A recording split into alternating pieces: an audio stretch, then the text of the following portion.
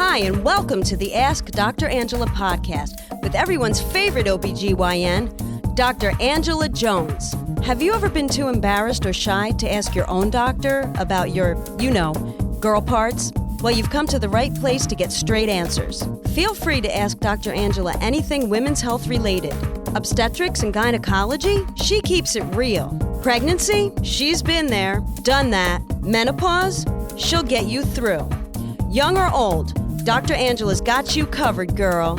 Now here's Dr. Angela. What's good, people? This is Dr. Angela, everyone's favorite OBGYN, and I would like to welcome you back. It's been way too long. I've actually taken the summer off to, focus on all things Angela, not Dr. Angela, but all things Angela. And that just means that I've taken some time this summer to, get my groove back, reconnect with all those things that bring me joy, family time, daughter time, guitar time, laughing, dancing, all those things that bring the little joys.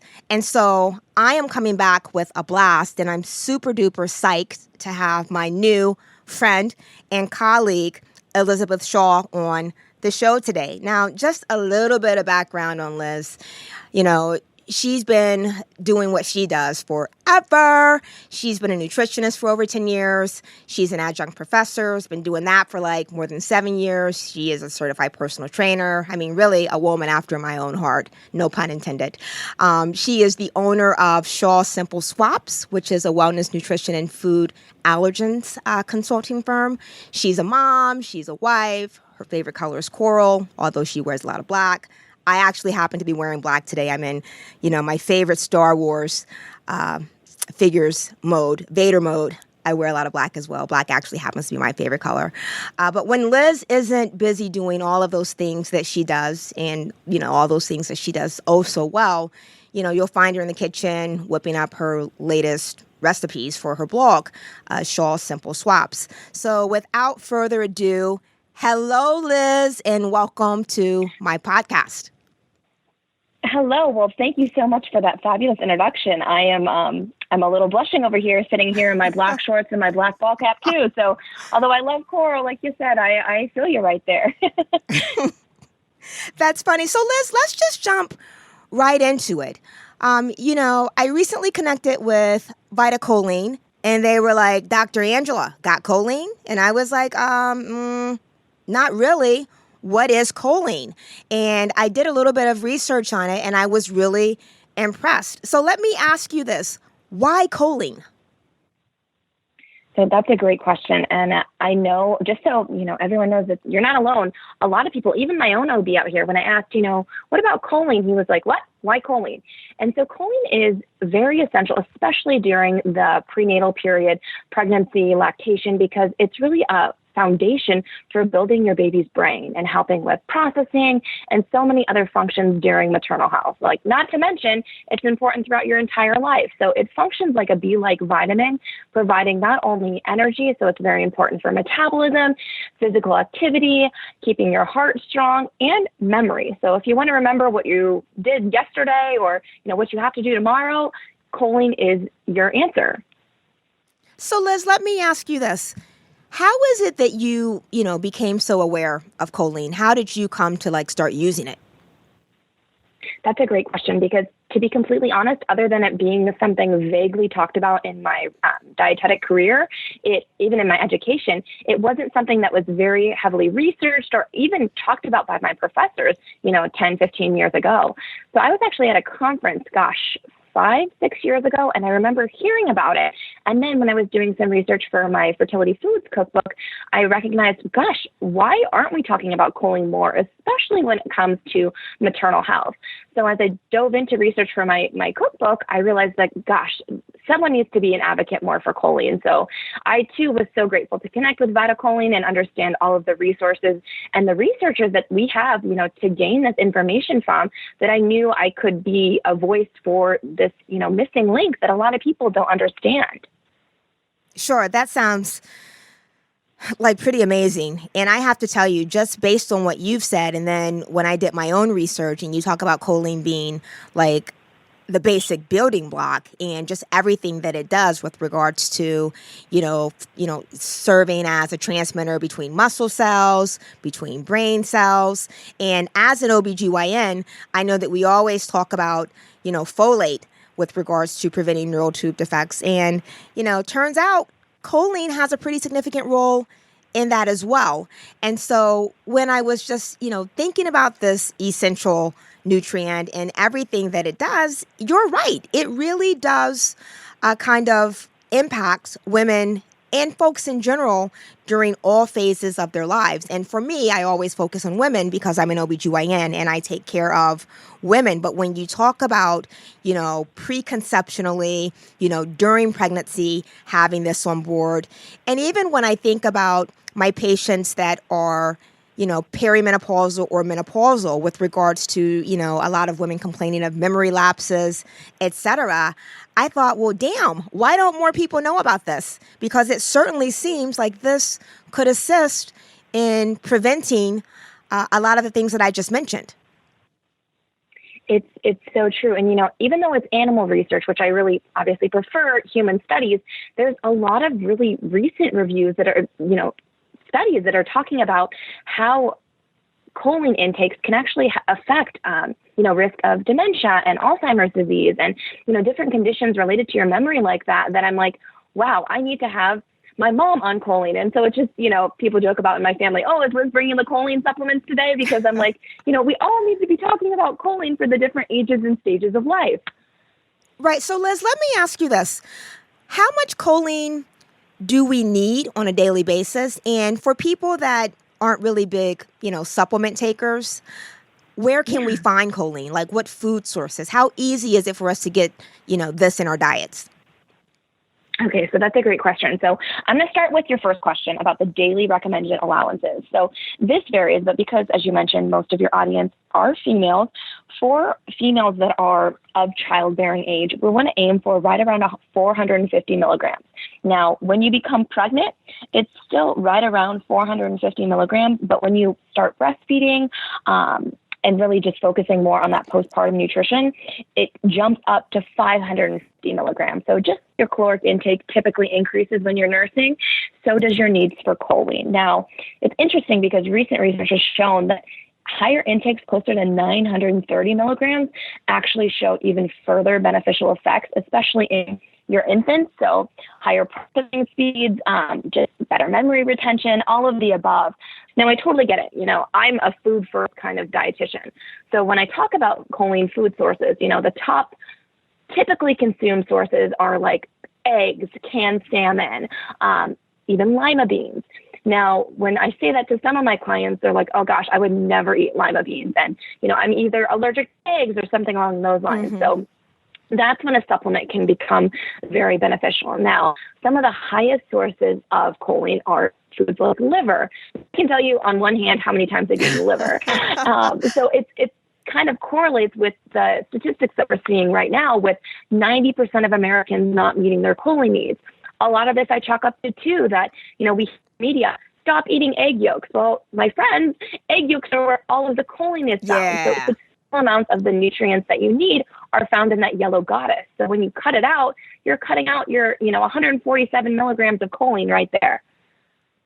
So I got to tell you, the fact that you just referred to an egg yolk as a yellow goddess just made me smile so big because I'm such a foodie. And that's like my favorite part of the egg. I'm just going to just put it out there. And it's good. It's so good that it is, because that's where really your nutrient powerhouse is coming from. So, if you think about food sources, by all means, if you want to eat, I just had 2 eggs for breakfast, so I'm up close to 300 milligrams of choline for today. But did I also take my supplement this morning? I did, because I'm not quite sure if I'm going to be eating liver for dinner tonight.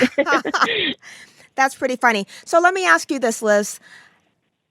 Have you noticed a significant impact, making sure that you have an adequate amount of choline in your diet? Because I just recently, started taking it, and I have to be honest with you, I'm not really a pill person, but I was completely blown away. I mean, when you start talking about things like memory, endurance, increasing my ability to perform, all of those things caught my eye. I am, someone that works out a lot. Lifestyle is something that I preach and live on a daily basis. So this is definitely something that I recently just started taking because I'm like, you definitely need this in your diet, in your regimen. So you being someone that has been using this, do you feel like it's made a significant impact? Absolutely. So, a lot of this is going to be anecdotal. It's also, it's reflected in the research, but what I've seen personally, so I started taking choline, almost 3 to 4 years ago. And taking choline, what I've seen since taking choline, not only my physical activity, so, at 8 months postpartum, I ran a half marathon pushing my 20-pound daughter in her stroller the entire 13.1 miles. So when I think about that, I'm like, gosh, I only ran 10 minutes, slower than I did 5 years ago when I was, wasn't taking choline and didn't have, the 20-pound stroller and everything else. So right. I think about my physical activity and what I've been able to accomplish. And I really, correlate that a lot with choline. Same thing when we look at, maternal health and how taking choline and why your baby is in utero and, the beneficial cognitive effects. Granted, my daughter is only almost 13 months old. I also see how much she's developing. And, when we're in a group of people and they'll say, gosh, your daughter's only 13 months. Like my son is 24 months and he's not, reading a book like that. And granted, she's not reading it at 13 months, but, picking up a book and soaking up all these things and saying ball and toy and all of these things. Like, it just makes me think, gosh, is that, maybe I could feel really proud that I took my choline in utero, So I have to say, number one, you've provided like a wealth of information. And just for me personally, I agree with everything that you've said 100%. And just, in my own practice, and, I see women at all, stages of their life, teens, preconception, during pregnancy, post-pregnancy, menopause, the whole thing. But I really do think that just based on, the research that I've done, in addition to, recommending that women, take a prenatal vitamin preconceptionally, I am going to start advocating for choline as well, just because of all of the benefits I feel like it imparts, not only for, preconception, but, if you're not taking a prenatal vitamin that has an adequate amount, making sure that you add this to your prenatal vitamin. I'm going to start recommending this to my women that are, perimenopausal and in menopause, just for the benefits of, perhaps sharper memory, and just for people that are like ourselves and that are, fitness junkies, so to speak, just for enhanced performance. I have been completely blown away just based on the research that I've read on choline. And then with you on the podcast today, saying what you're saying, it really just kind of reiterates all the really wonderful things and benefits that I think about choline. So, Liz, I'm just going to wrap it up kind of here and say thank you so much for being on my podcast. I'm honored to have you as, my first podcast guest back from a very long hiatus. I could not have kicked my return off any better. But before I completely close this out, I really want to, number one, invite you to come back onto my show so that we can talk about some things, more specifically related to pregnancy, healthy eating, etc. But I also want to give you an opportunity now to just give a shout out to all of your, social media avenues, your wonderful book, your blog posts, etc. Because I was really blown away by your Instagram, just hands down. So go for it, Liz. Oh, well, thank you so much. I really appreciate that. And it was an honor to be here. My pleasure. And I look forward to chatting with you further. Thank you guys so much. And I will be back. Do me a favor, give us a shout out so that people can follow you on Instagram, Facebook, wherever, so that they can, read more and follow you. Oh, absolutely. I'm sorry. I'm, mom brain. As much as I love my choline, sometimes I just still have mom brain. You can follow me at Shaw Simple Swaps and at Bumps the number 2 baby. I have 2 handles. One, I focus a lot on fertility, nutrition, and postpartum. And one is just a scattering of all things health and nutrition related. My website is shawsimpleswaps.com. And over on Facebook, I am at Simple Swap. So you will see me all over the place. That's wonderful. So to all of my listeners, thank you so much for tuning in. I appreciate all of the continued support. You know where to find me, www.askdrangela.com. That's AskDrangela. And of course, you know, I'm everywhere. You can hit me up on Instagram, Twitter, Facebook. You can watch my YouTube channel. I'm going to leave you with this thought. You know, I'm always coming at you with like some kind of instruction, but this is coming to you from my little red book, Life's Little Instruction Book. And lesson 304 says, judge your success by the degree that you're enjoying peace, health, and love. Until next time, look better, feel better, be better. Thank you for listening to the Ask Dr. Angela podcast. For more information on women's health and the show notes for this episode, please visit Dr. Angela at www.askdrangela.com. While you're there, don't forget to leave your own message for Dr. Angela. See you soon! All of the information provided and discussed in this podcast is for educational and informational purposes only and should not take the place of consulting a physician. This podcast is not intended to diagnose, treat, or cure any disease or illness and does not and should not replace treatment from a medical professional.